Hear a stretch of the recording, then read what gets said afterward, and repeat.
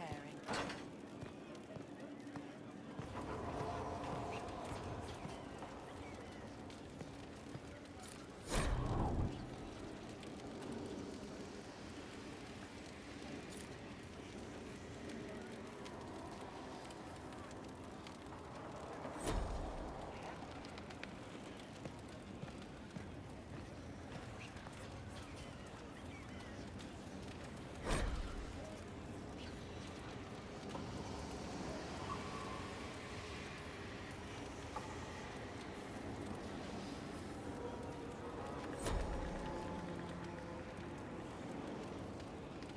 Good afternoon.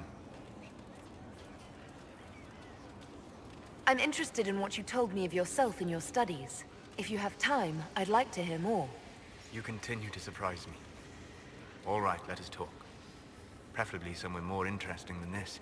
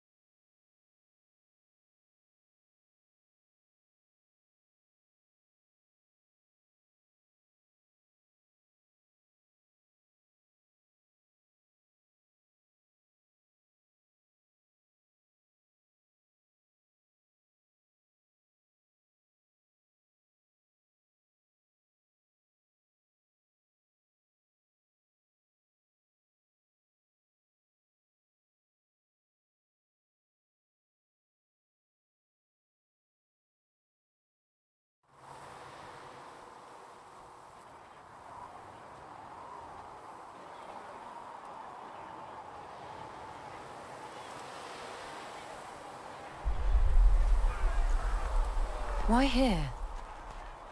Haven is familiar. It will always be important to you. We talked about that already.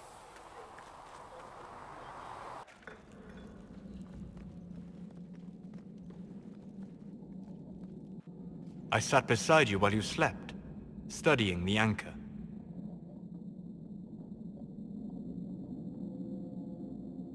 I'm glad someone was watching over me. You were a mystery. You still are.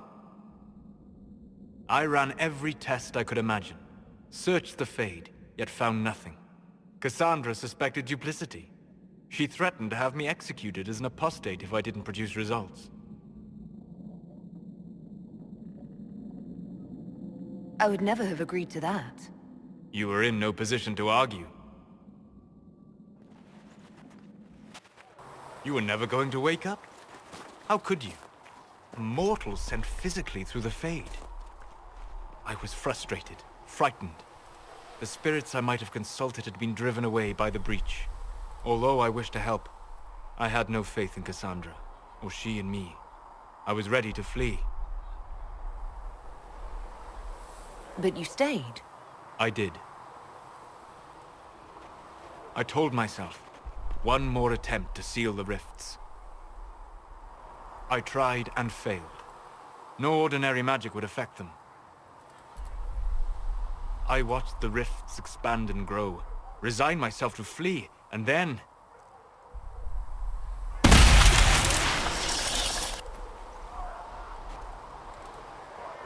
It seems you hold the key to our salvation. You had sealed it with a gesture.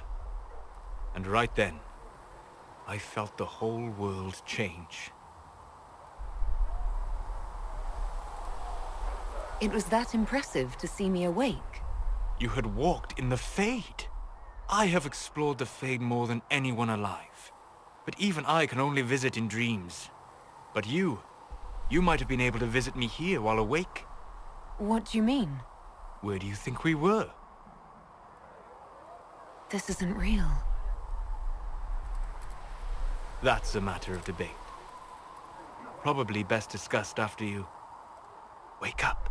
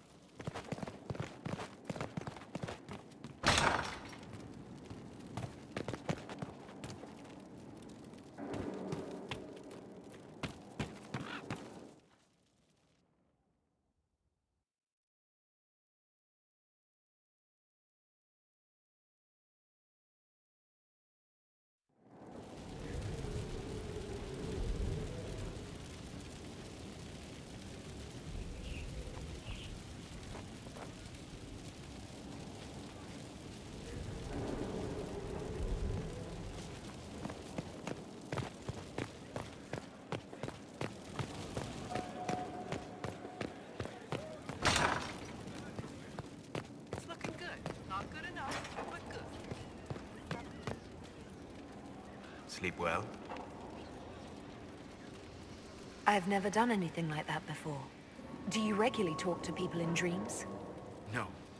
Consider that one more rule you have effortlessly broken in your rise to power. I had no idea that the anchor would allow you to dream with such focus. It is truly remarkable. But I am reasonably certain we are awake now. And if you wish to discuss anything, I would enjoy talking.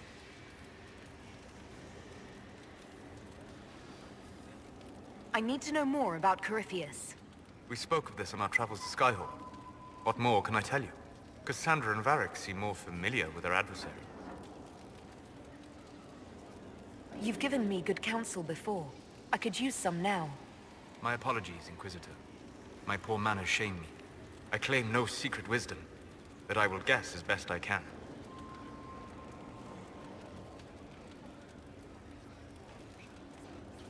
I would like to know more about the orb he carries. As I said, that must be the means by which he created the breach. I suspect the blast that destroyed the Conclave was more accident than anything. The result of unlocking power that had sought release for ages. What I cannot understand is how he managed to survive such an explosion. You said that you believed the orb is elven. I never would have believed a Devinter mage could unlock such a powerful relic.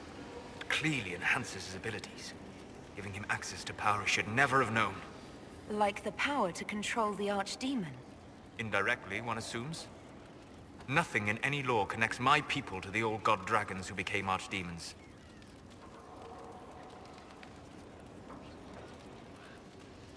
What can you tell me about the source of Corypheus's power? According to the law, the ancient Magistars of Devinter received guidance from the old gods. Corypheus commands a false archdemon, a corrupted old god. This suggests he no longer sees himself as their minion. Some of his unique power comes from the corruption of the Blight. The rest may come from the orb he carries. What do you think Corypheus will do next? You shamed him when you destroyed Haven. Spoiled his glorious victory. It would be worse to acknowledge that you had done so. He must continue on his course or show weakness. He will return to his plans to throw Olay into chaos, and then conquer it for Devinter. You're sure that's what he'll do? As certain as is possible. Assuming I can plausibly predict a man who seeks to rise to godhood. And can you? The key is understanding this. No real god need prove himself. Anyone who tries is mad or lying. His deception will undo him, as it has done countless fools before. We'll talk later. Goodbye.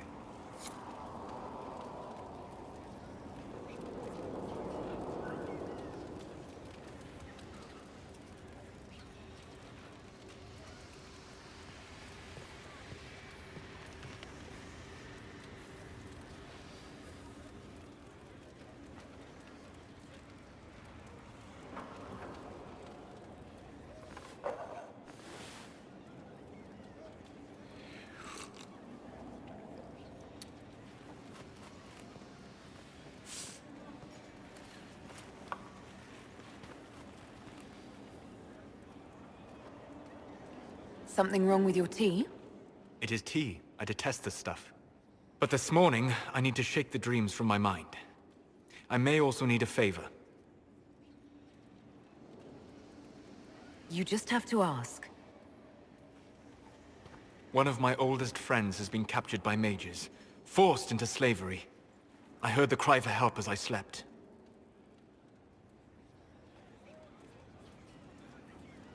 I'd be happy to help. What did these mages use to capture your friend?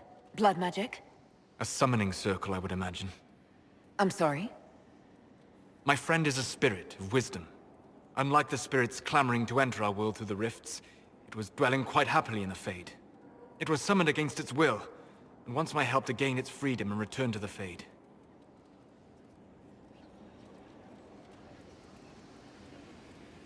Do you have any idea what the mages want with your friend? No.